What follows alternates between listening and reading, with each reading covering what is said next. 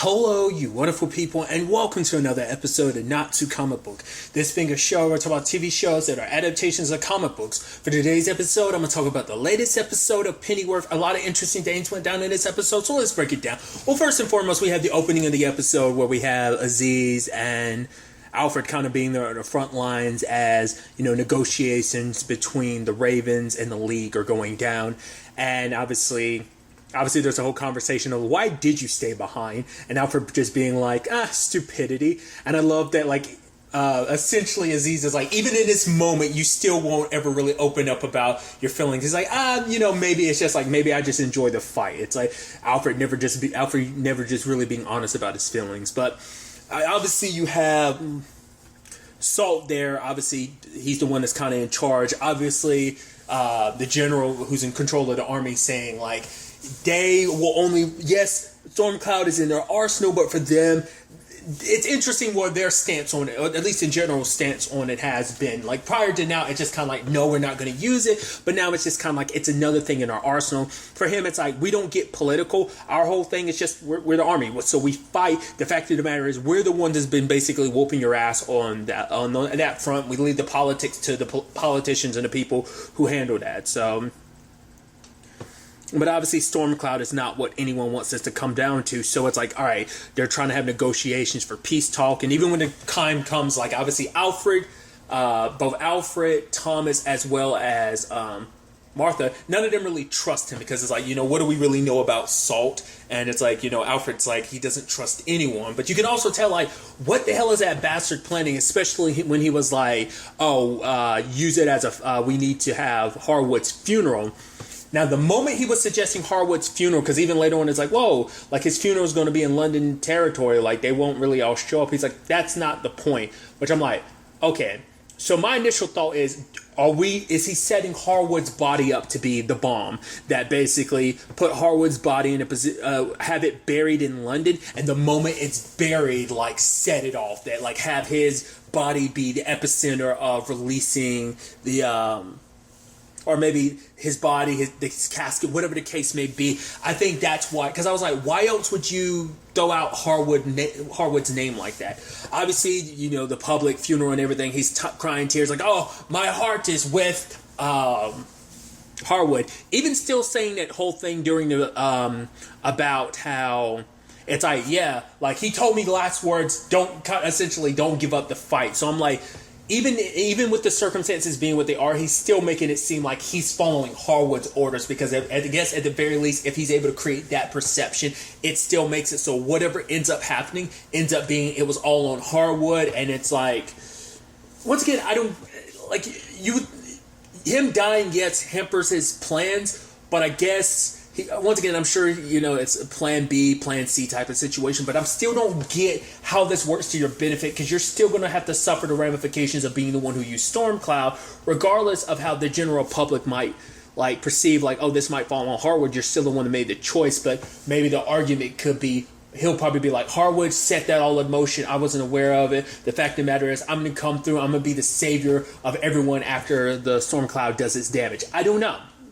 Once again, still don't understand what Salt's whole deal is. I did appreciate, and of course they're going to be there, but Bet and Peg showing up at Harwood's funeral. And obviously they're catching sight of Salt's girlfriend there as well, Vicky, which later on they kidnap her. And I just love Bet's just so aggressive. They're asking her questions and she's not really answering. She's like, who are you? And Bet just slaps her. It's like, we asked the question, do you have a boyfriend? Yes or no? She's like, yes. What's his name? John. John what? John Salt. It's like, well, we thought so. And they grab her up, and it's just like, every time you turn it around, you guys are kidnapping someone. It's just like, that's your go-to thing with anything. Let's kidnap someone. So it's like, what are we going to do? Well, they bring her back to the shop, and it's like, well, Kate's like, what are you going to do? It's like, oh, we're going to cut off her head and send it to Salt. It's like, no. We made the promise, no violence. But I look, because it's like, for Kate, it's like she's an innocent, and Vicky's like, yes, I didn't do anything. It's like, well, you hopped on the wrong cock, so bad luck to you. It's like getting hit, it's like, it's just your bad luck. It's like getting hit by a bus. But then Kate threatens Bet by being like, if you do this, I'm gonna leave. She's like, whoa, wait, what? It's like, no, you can't leave. I will. And it's like, it's so interesting that that's what VIDS is like. No, I need you. We're a thing. We're an item. You can't leave. It's like, fine, then don't kill her. I was like, fine, Peg, we're not killing her. And it's like, Peg is like, I literally told you before things got too serious that I told you my sister wasn't right in the head, and I told you, the fact of the matter is, you wouldn't be able to have a normal relationship with Kate. It's like, don't talk to her like that. I've looked after her my entire life. My entire life. I have the right to kind of talk about her that way. So it's like, well, they can't let Kate go because it's like, I mean, they can't let Vicky go. And she's like, I promise I won't say anything. It's like, why would you not say anything? And she can't come up with an excuse to save her life. So it's just kind of like, well, lo and behold, she's out. Well, she's at the shop window, kind of dressed up like Home Dude too. So I guess they're just going to be sticking there. I guess because obviously they still have plans for Salt. Because even Bet's like, yeah, we won't kill her, but I mean, I think Kate will at least feel a little. Because I even thought that was interesting. When it's like, oh, you don't want revenge and stuff like that. But Bet was like, what about that guy? Like, I killed for your sake. You weren't too against revenge in that moment in time. But I'm assuming, like, it never came up in the episode, but I'm assuming they're going to try and use her as bait. You know, I mean, Salt, I guess, it's hard to believe that he cares about anyone. You know, it's kind of crazy. But I'm curious, is he going to think, like, well, whatever happens to her because this is bigger than her? Like, maybe his ambitions and his goals are outshine, you know, whatever worth she has in his eyes. I don't know. Maybe he does have a soft spot for her, and that finding out what happened to her, like finding out she got kidnapped, will lead him into Bet and Peg's trap. Whatever the case may be. I don't know what to make of that situation.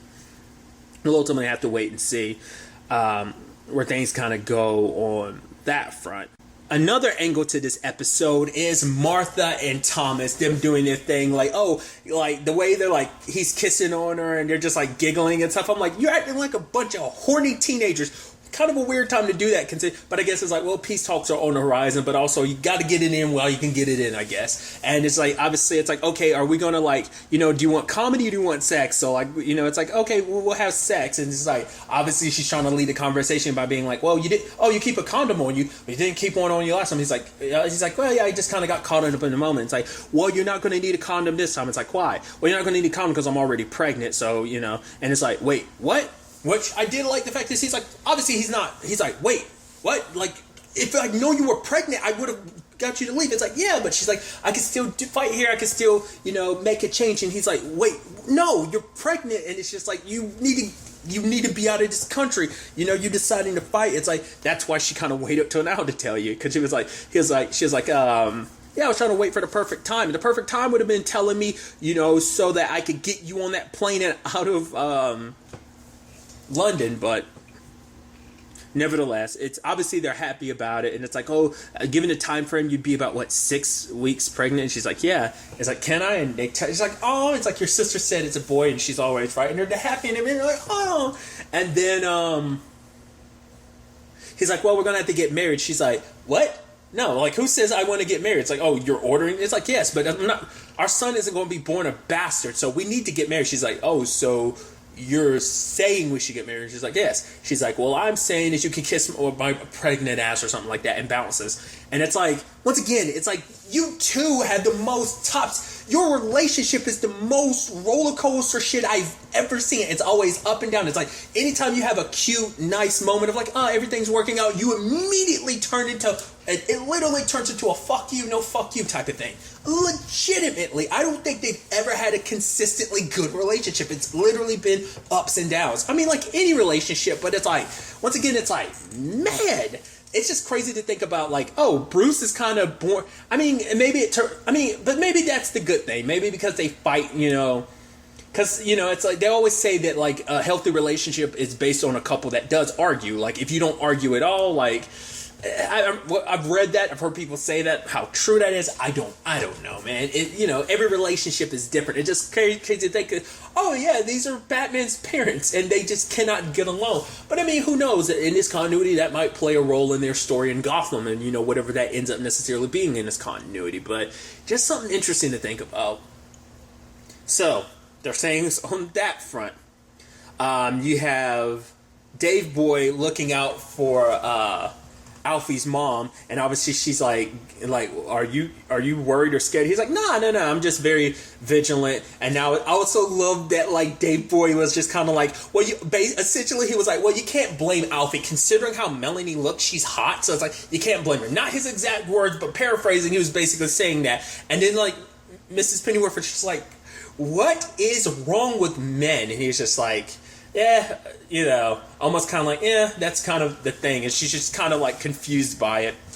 And Alfie shows up and he's getting shit on both fronts from both Dave Boy and his mom, because both of them are just kind of like, the fact that you've kind of been a wild cracker recently. It's like, oh, the fact of the matter is, Dave Boy's like, we went through so much to get to America. Obviously, for one, you just had to go and bang Melanie. You had to go and bang that psycho bastard goalie's wife. So that's bad enough. And then on top of that, you also had to, turn down us going to America. He's like, right now, I think he was saying, like, I could have a hooker on my face right now. And then she's right there. He's like, oh, I'm sorry, Mrs. P. I didn't know you were here. I thought you were up there rescuing. She's like, I was until I heard you yelling. But then his mom's getting on him about the fact of the matter is, it's like, oh, how do we believe anything that you say? Because you lie all the time, so... And obviously Alfred's just kind of like, well, fine, I'll just kind of leave you guys to your own devices and just kind of leave you to kind of, take on whatever ends up coming our way. But because he was getting on Dave Boy for being drunk. It's like, your job is to look after my mom, but you say you're here getting drunk. He's like, I can do both. So obviously tells him about the meeting of like, I had a good meeting, peace talks and stuff like that. It's like, oh yeah, got this gully guy coming after us, as well as like this Storm Cloud. And it's like, oh great, Dave Boy, for telling my mom about Storm Cloud. It's like, I don't tell you a lot of stuff because I don't want you to worry. So obviously he's like, yeah, I just want to potentially talk things out with Gully. He's someone that will listen, try to ease his mom's mind by not letting her know that, oh, the man that your son screwed over, Gully, kind of a sociopath. So, but obviously for Alfie, it's like, I can't just wait around. I got to go after Gully myself. And it's like, obviously he's like, I got to go by myself. Dave Boy, do not follow me, because multiple times it's been a situation of, he said, I'm going to go alone. And Dave Boy and Baza ended up following. But it's like, okay, you need to stay here to keep an eye on mom. So I guess that's why Dave Boy didn't follow. It was interesting when Alfie rolled up at his Gully's place. I was not expecting him to sit there, and then we see that place is like a lot more damaged. So it's like, oh, he went on a fucking breaking spree, and then it's like he's sitting there watching TV, talking about everything that's going down on TV. I didn't bring it up either, but of course it makes sense that they'd fake Harwood's death by being like, oh, he wasn't shot to death by us, he died of a heart attack. Yeah. But it's like, it's like, oh yeah, like, Gully's like, oh, I wasn't going to come after you. That would have been a waste of energy. It's like, well, you look like you wasted a lot of energy. He's like, but you left the TV, so good on you there. And he's like, huh. And he picks up like a rock or something and he breaks the TV. I was like, nope, man, there goes the TV. So I thought that was interesting. So it's like, obviously Alfie's like, so how do you want to handle this? Obviously, Alfie thought he had to drop on Gully because he was like, we'll handle this kind of like mano-a-mano, kind of man-to-man type of thing. But two of his other people roll up, takes him out to the woods, and it's like, all right, so we're going to handle things this way. I even love Alfie be like, can't it just be easier? Just, can't we just kind of call, like, you kick my ass and then we just kind of move on from this? Gully stabs him because it's like, well, Melanie stabbed me, so it's only way for that we can make this even. But he's like, oh, come on, isn't it exhilarating? It's like the pain and stuff, doesn't it just kind of get the fire in you going? It's like, nah, it just hurts. So he's kind of running for his life. It's almost like a man hunting man type of situation. So at the same time, Alfie's seeing Baza, which is interesting because he even throws it out there like he's like, yeah, because last season the person he kept seeing was Spanish and now it's Baza, kind of giving him advice. Because he's like, obviously you got to find the root of why you're doing all that you're doing, like why you've had this very like self-destructive behavior you've had recently, that you're saying you're fighting for yourself, but at the end of the day, you're fighting with yourself. And the question is, why? Like, what are you doing this all for? Like, why are you trying to, like, punish yourself and everything? So, when it's all said and done, though, like, Alfie's basically telling Basil to piss off. He's like, I'll see you again when you're ready to... And it's just like, oh, you get to just disappear on me while this psychopath is hunting me in the woods. And obviously... the confrontation between the two of them. You know, it's kind of like, yeah, sorry about, once again, it's still the whole kind of sorry about Melanie thing. It's like, oh, it was more so on me. And he's like, oh, look at you being a gentleman. But it's like, no, Melanie was a whore. It's like, she just wanted to hurt me because I hurt her. It's like, well, you did hurt her. And it's like, no, she enjoyed it. He's like, trust me, at least from my perspective, didn't seem like she did. So for him, it's like, at least it's interesting. He was basically saying killing Melanie is kind of a weak thing to do, but killing a man, well, there's a multitude of reasons to do that. So at least he has a justification for it. I mean, which is, makes you wonder, is that why he was all gun-ho about killing his dude, too? Because his dude during that, his right-hand dude, like, ended up killing a lady. She was a wrestler during that heist and everything. So it makes you wonder, did that add more fuel to the fire? Maybe it's specifically referencing women that you love. So I guess it's one of those things of like, I at least have my own code of I won't hurt women or children, maybe type of thing. What was interesting though, it's like, yeah, that she used to kind of poke me with the needle of saying like I was in love with you, which she's not wrong. I do love you, Alfie, in my own way, which is kind of like psychotic of like, and because he was making references earlier about like how he raised Alfie, and Alfie's like, no, you didn't. He's like, right, I'm sure. Like, how would your father feel about everything you did? I mean, sleeping with a married man's wife. It's like, oh, like the dishonor and the shame that you bring about your father. Like, I mean, everyone kind of throws that out there. Like his mom threw it out there, and so did Gully about like, oh, how ashamed your father would be knowing that you did something like that, adultery. It's like, it's kind of like a, I don't know, obviously in a lot of people's minds, it's kind of like, ooh, that's the big no-no. I'm sure even back then, in like the 60s and stuff like that, was probably the biggest, like, oh, you slept with someone's wife? Ew, you disgusting pig piece of shit type of thing. I don't know. But I thought it was, this showdown was interesting, that even though Alfie would look like he was wounded, but I guess it's like he kind of took Baz's advice and kind of rested, saved his energy. So two of them going toe to toe. I was like, oh, Alfie's putting up a better fight considering the gaping wound he's got. To be fair, it's not like Goaly's like fully healed either. And I like that Alfie like had set up a trap and it stabs Goaly in his eye. He's like, oh, like the irony behind it in many different ways, because it's like, hey, I actually taught you how to build this trap. And it's like, yeah. He's like, ironically enough, I killed the person that taught me how to build this trap. And it's like, yeah. And it's like, what, you're not going to kill me? He's like, nah. I actually had to thank you, Goalie, because you actually reminded me of me being out here, reminded me how much I enjoyed this. So, yeah, and he kind of bounces. Gets back in time, and the dude's like, whoa, what are you doing? It's like, yeah, Goalie, I won. And it's like, oh, come on, dude. It's like, I got orders. I was like, oh, like, are they going to show up in time to save him? But it's like, nah, Alfie saved himself and ended up knocking the dude out. But obviously, he's still bleeding and everything. And Baz is like, yeah, I didn't come here to say anything, because he's like, oh, don't come here to like say anything or gloat. It's like, I'm not. It's like, you came all the way from the afterlife not to say anything. I don't believe. He's like, I'm just here to listen. Like, what do you want?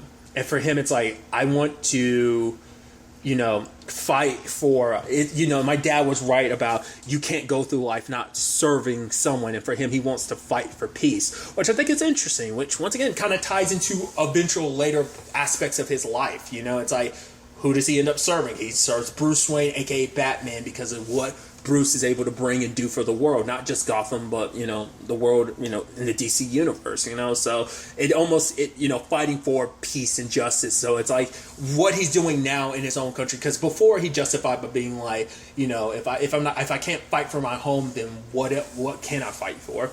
So in that regard, I think this is him kind of deciding like what he wants to do, what he wants to put his energy towards.